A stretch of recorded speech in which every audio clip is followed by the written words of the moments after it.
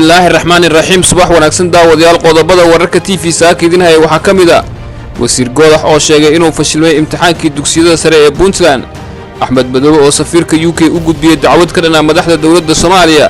ganacsatada xamar oo ku biiray qorshe odayaasha dhaqanka ee wadaan oo ka dhan ah dawladda Soomaaliya ciidamo u dhashay Uganda oo qayb ka ah howlgalka midowga Afrika ee AMISOM oo la siiyay seminar lagu ilowsinay walbahaarka dagaalka ka dhanka ah ururka Al-Shabaab wararka dibadda wararka TV saakidin hay waxa kamida diyaaradaha rayidka Mareykanka oo looga digay inay dul maraan biyaha qaliijka iyo xiisadda u dhaxaysa Iran iyo Mareykanka oo sababi karta dagaal dhaxmar labada wadan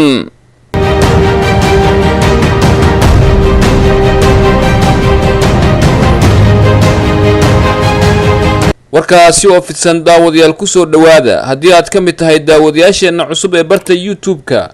fadlan rukuma barteena oo subscribe dheh ku dhawaad 6,000 oo arday ayaa deegaanada Puntland u fadhiistay imtixaankii dugsiyada sare iyo dugsiyada dhexe iyadoo madaxweynaha Puntland iyo wasiirka waxbarashada ay si rasmi ah u fureen imtixaankaasi ayaa haddana war ka soo baxay wasaaradda waxbarashada ee dawladda federaalka ee Soomaaliya waxaa lagu sheegay inuu fashilmay imtixaankii shalay ka furmay deegaanada Puntland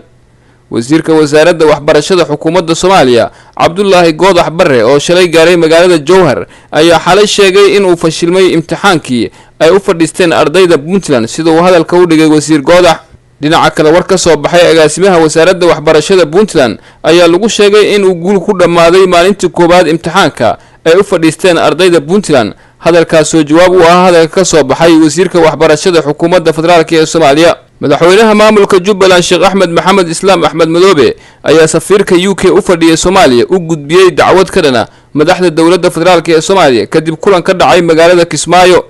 madaxweynaha Jubbaland Sheekh Axmed Maxamed Islaam Axmed Madoobe ayaa shalay magaalada Kismaayo caasimada ku meel gaarka ee Jubbaland ku qaabilay safiirka dawladda Ingiriiska u fadhiyay Soomaaliya Ben Fender madaxweyne Axmed Madoobe oo warbaahinta la hadlay ayaa waxa uu sheegay in safiirka Ingiriiska u fadhiyay Soomaaliya ay isla soo qaadeen shirki Garowe iyo waxyaabihii ay isku mari waayeen madaxda dawladda federaalka iyadoo khilaaf uu ka dhaxeeyo dawladda federaalka iyo hogaamiyaha Jubbaland Axmed Madoobe ayaa sidoo kale warbaahinta u sheegay inuu u sheegay safiirka UK in dawladda federaalka ay si hoos u wado abaabul lagu qalqalgelinayo deegaanada Jubbaland si loo wiiqo nabadda isagoona sheegay in dad lacag la soo siiyay laga soo diray xamar kuwaas oo qaarkood hadda ku sugan deegaano ka tirsan Jubbaland Axmed Madoobe ayaa beesha caalamka iyo safiirka la wadaagay qatar uu sheegay inay kaga imaan karto deegaanada Jubbaland madaxda dawladda federaalka ee Soomaaliya kuwaas oo diidan nabadgelyada iyo horumarka ka jira deegaanada Jubbaland ganacsatada xamar ayaa ku biiray qorshe ay wadaan odayaasha dhaqanka oo ka dhana dawladda federaalka ee Soomaaliya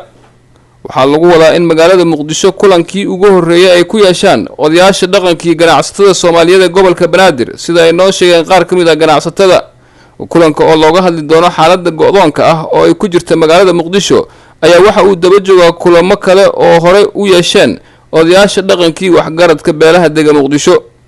ganacsatadii odayaasha ayaa la sheegay inay ka wada hadli doonaan sidii cadaadis dhaqaale iyo mid siyaasadeed loo saari lahaa dawladda Soomaaliya iyadoo laga jawaabayo xaaladda go'doonka ah oo ay ku jirta magaalada Muqdisho odayaasha iyo ganacsatada ayaa laga yaabaa inay ku dhawaaqaan joojinta isticmaalka dekedda Muqdisho iyo bixinta canshuurta dawladda sidoo kale odayaasha ayaa la filayaa inay la kulmaan guddiga gaadiidayda gobolka Banaadir si loo joojiyo shaqada iyo bixinta canshuuraha la siiyo dawladda Soomaaliya dawladda Soomaaliya oo cadaadis ballaaran saartay shacabka Muqdisho ayaa u muuqata in markan ay wajahayso cadaadis adag oo uga imaanaya odayaasha dhaqanka ee Muqdisho kuwaas oo u dulqaadan waayay xaaladda cakiran ee muddooyinkii u dambeeyay ay ku jirtay magaalada Muqdisho ciidamo u dhashay wadanka Uganda oo qayb ka ah howlgalka midowga Afrika ee AMISOM oo ka baxay Soomaaliya ayaa la siiyay seminar lagu ilowsiinayo walbahaarka dagaalka ka dhanka ah ururka Al-Shabaab 1798 askari oo u dhalatay Uganda oo bilowgii bishan dhameystay howlgalka AMISOM ayaa shalay lagu soo gabagabeeyay seminar wacyigelin iyo la talin dhanka dhimirka iyo dib u midoobida qoyska iyo mujtamaca ah ciidanka seminarka la siiyay ayaa waxa ay ka tirsanaayeen kooxda 24aad ee dagaalka ciidanka Uganda kuwaas oo bilowgii bishan dib ugu laabtay dalkooda hooyo kadib markii ay dhameysteen howlgalka oo muddo 12 bilood ay ka qayb ahaayeen